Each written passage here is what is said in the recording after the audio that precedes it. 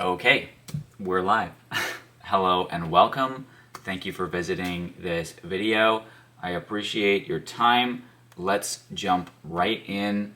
Today we're going to talk about how to prepare your credit score so that you can buy a house. So you're ready to visit your dream home, you're ready to go out and start looking, but is your credit ready? Well, today we're going to find out. We're going to find out quickly and easily. I'm going to walk you through and break down the essential components that you really need to know so that you can feel empowered and be well prepared so you can make informed decisions and ultimately win the home that you love. So let's jump right in. Be sure to stick around to the end because the deeper that we dive into this, the more important the information I share will be to you and your success in preparing your credit score to buy a home. And towards the end of the video, I'm going to share my best advice on how to quickly boost your credit score. And if at any point you've got a question or a challenge and you'd like to get my help, go to DezSlezak.com. Click the contact tab on the top right of any page. I will be happy to provide clarity on any topic. It's my job to have an answer. So without further ado, let's get into your credit. Really interesting stuff, right? So basically, it's really important. Your credit score is going to play a huge role in your overall experience as a buyer. It's going to massively impact your home loan amount and the interest rate that you're going to qualify for. It's going to impact the speed of your approval process. It's going to impact the time and money that you save over the duration of your loan and the favorability of your terms. And all these areas you want to optimize ideally before you start looking at homes so you can set the right expectations for yourself from the very beginning. And the only way that you're really going to be able to do that is by understanding the components of your credit score. So the lowdown is basically that your credit score is divided into 5 key areas. Your type of credit that is on your profile, your recent applications, your payment history, and the credit utilization that you're taken advantage of on a month-over-month basis, and the length of your credit history as well. And each of these categories are going to have varying weights from like 10% to 35%. These categories are going to collectively determine your overall credit score. And the good news is all of these categories you can easily improve on, and towards the end of the video I'm going to share my advice on how to do so and promptly in case your time horizon is on the sooner side. So let's break it down. The first category is going to be the type of credit category. The type of credit category is going to be basically what types of credit do you have attached to your social security number as an individual? For instance, do you have any short-term installment loans like auto loans or student loans? Do you have any long-term installment loans like other mortgages that you've taken out or revolving credit? Do you have any retail store cards? This whole umbrella is going to have a 10% weight on your overall credit score. And what's important to note here is that you want to just make sure that you're continuing to pay down these bills, ideally in full and consistently, and this way you're going to avoid any snowballing and you're going to stabilize your credit. The second category is going to be your recent applications category. This is going to account for another 10% of your overall credit evaluation. This is going to include recently opened accounts. This is going to include any credit inquiries. It's also going to include the proportion of new accounts in relation to the total number of accounts that you have on file. And the key thing to remember here is you just want to avoid opening any new credit accounts before applying for any kind of home loan. Again, just you want to stabilize your credit as much as possible. Next, let's look at your payment history category. So this is going to comprise the most weight of your overall evaluation. So this is coming in at 35% of your overall credit here.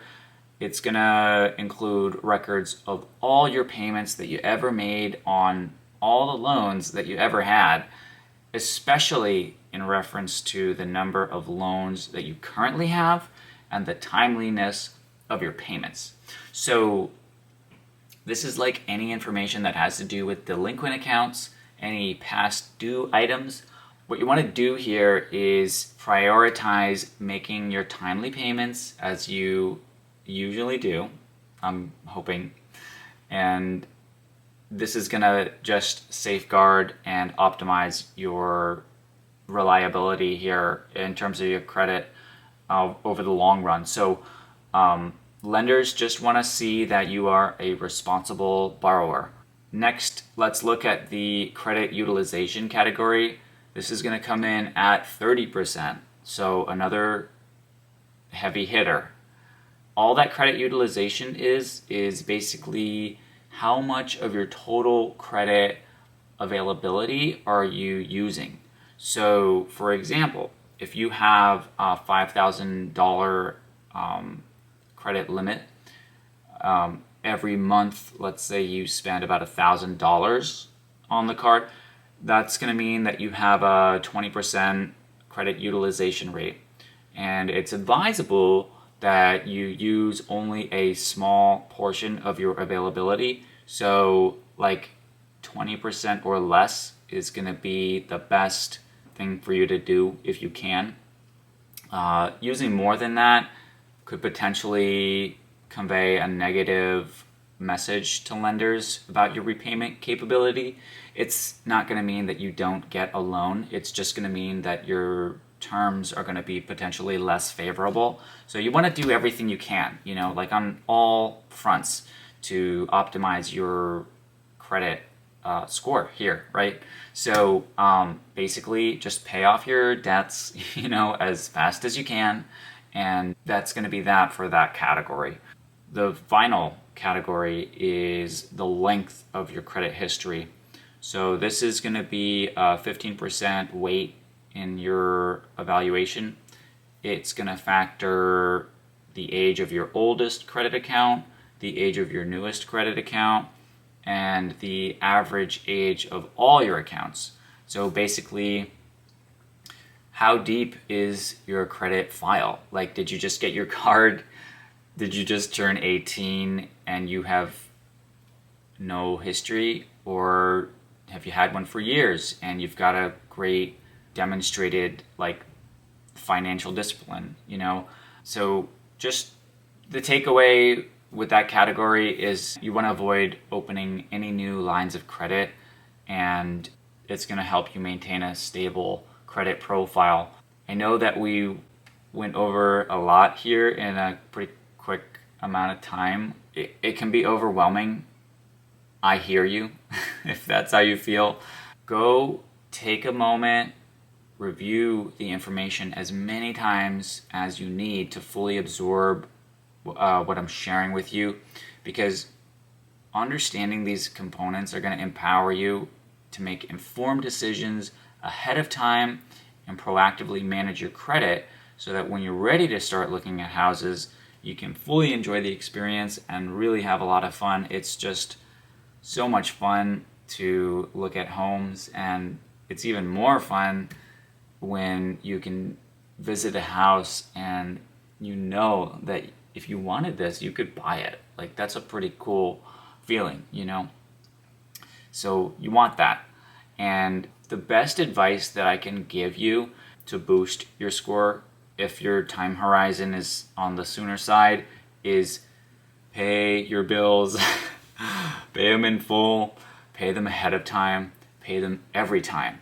And the only way to do that effectively is by getting a calendar together, write down a list, include all of the bill due dates that you have, and use that to stay on top of your payments. Google Dez Slezak Money Playbook. You're going to find the one that I use, and the visuals are so helpful because there's no way you're going to do this in your head. Like, you have to write it down. Another helpful tip is while you're going through your finances, if you anticipate like any sort of like difficulty in meeting one of your payment deadlines, call them. Just be proactive. Call them and tell them that you want to request an extension or you want to try to adjust any payment that you might be, getting close to missing potentially, so you can prevent any negative impacts on your credit report down the road. So while you're reviewing this information, basically what you want to do is make sure that everything is accurate that you see, and that you identify any errors and or duplicates or fraudulent activities potentially, hopefully not, on your credit profile, because credit card companies do make mistakes. Like, you need to check them. It doesn't matter. There could be an error. You don't know. It's important that you go through it regardless. And if you find any inaccuracies, dispute them. And so I wish you luck in your journey with that. And I know it's a lot, and it's no one's favorite thing to be doing, but by taking all these efforts to proactively improve your credit score ahead of time, it's going to be totally worth it.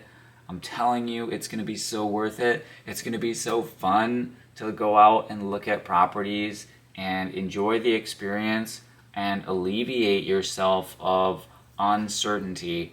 And by getting your ducks in a row before you enter the market, it's just going to be a blast. Like, it's going to be so fun. So do your research. Should you need any additional information or clarification, reach out. I'm never too busy to be supportive. Everyone's process is a little bit different. And so, I'm ready when you are. Thanks for watching.